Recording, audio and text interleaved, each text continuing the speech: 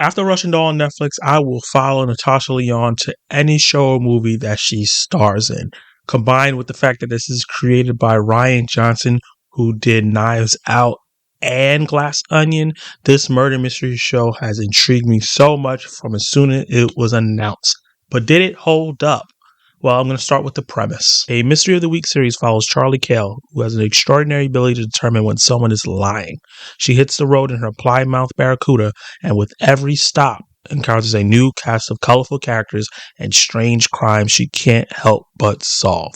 Guest stars are plentiful throughout, from Ellen Barkin and Adrian Brody to Louis Guzman and Jolie Shavini. This is an inventive detective series, also known as I'll Catch 'em, popularized by Columbo.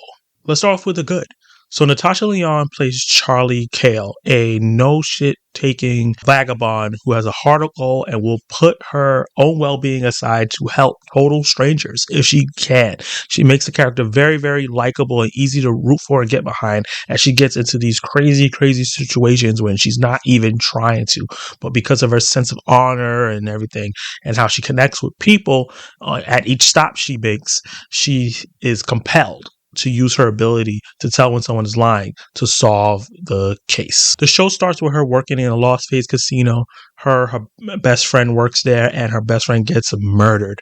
And as she starts getting close to what the truth is and what actually happened, she has to go on the run as her aggressors, who are really powerful, chase closely behind her. This turns the show into a murder of the week mystery, where Charlie is traveling across the country, trying to get away from her aggressors, and gets entangled by so many different strange crimes and tries to solve each of them because she usually is working at the place that she's there or connects with someone at a rest stop, or gets just tangled into it somehow where she's connected to either the murder or someone who is a friend of the murderer, and she just catches someone lying, for example, even when she's not trying to, and it just makes her go on and on and on and dig deeper till she finds out what's happening. The format for each episode, or most of the episodes at least, are very similar.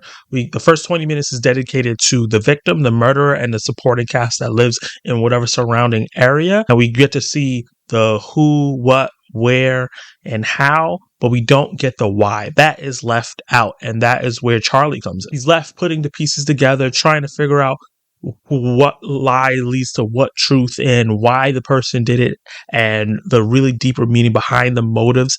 And she does a really great job of putting herself right in the mix of it and in danger to get to the bottom of it. And it's really, really exciting and fun each time. And despite knowing the mystery already, the person who did it, is still very entertaining because the cast of characters that get to play each character, from veteran actors to new actors to just some people that I've never seen before, everyone has a distinct personality, and the situations are so crazy sometimes that part is really entertaining. You're trying to figure out with Charlie how she's going to go about and figure out and put the pieces together and get where she needs to go to get the murder solved. And her interactions with each character is where the show really shines because the dialogue is written really well. And we go to so many different locations. We go to a murder that happens because of something that happens in a theater. We get some horror movie action guy and how that turns into a murder.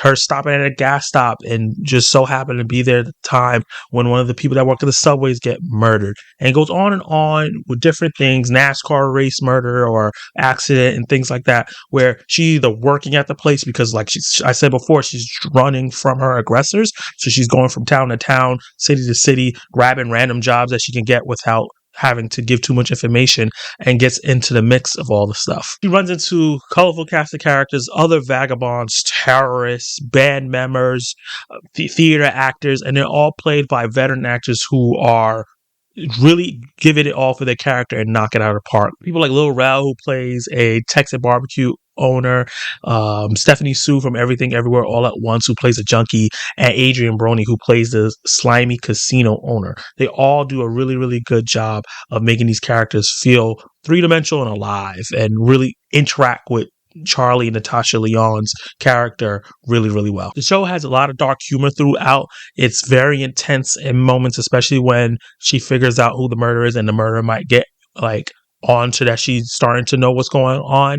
And it also keeps finding clever ways for Charlie to figure out how the crime happened and how to pin it on the person who actually did it. And it escalates more and more as the series progresses. The season's later episodes in this 10 episode run really shine the best because not only are we starting to get backstory for Charlie and we get to flesh out her character even more than it was throughout each episode, but also we get to the main plot comes into focus and everything starts ramping up. From a filmmaking standpoint, it's really done really well. Rian Johnson directs a bunch of episodes, but other directors come in and add their touch as well, and is shot beautifully, using the landscapes of the South and the middle of the country really, really well to create some really gorgeous moments. And the show is just witty and has really fun and dialogue that makes me laugh or maybe feel introspective as well. Let's get into the bag. So the show was meant to be watched weekly. I think they dropped the first 3 episodes the first week it came out and then 1 episode a week after that. And I think that if you didn't catch it when it first came out and you just binge the show, some of those episodes after episode 1 are going to feel a little bit repetitive in terms of the format and how things go about. But then when you get into the middle of the season, they change things up and how things happen. And in the later half, things really, really change a bit as well. So it wasn't meant to binge, but if you are watching this review and you've never seen the show and you decide to just go in and binge, you just stick through it. I know even though the episodes are entertaining, I know that it can feel a little bit repetitive. It was meant to be watched weekly so that you have that space in between and then want another murder mystery. If you just watch a murder mystery with the same setup, it can get, monotonous.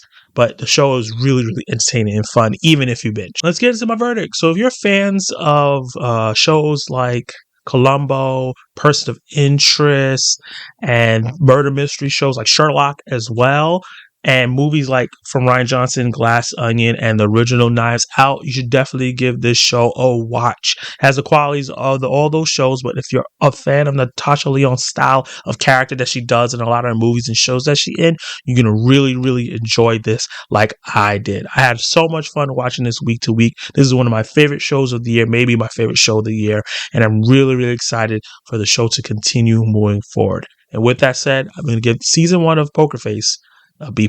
Did you like it? Did you hate it? What would you rate Poker Face season 1 if you saw it? And if you not, does my review push you towards checking it out on Peacock? I know that's not a service that everyone has, but this is worth it. With this and other shows that it has, like Bel Air and Last Resort and other things like that, they're starting to get a couple shows on there that's worth getting the service for, and this is to me the number 1. So let me know in all those thoughts, comments below, your favorite parts if you've seen the show, and what you're interested in for season 2. Like the video, subscribe to the channel, hit that notification bell so you can be notified of my reviews, reactions, ranking lists, live discussions, and more. You can watch more of my content right now.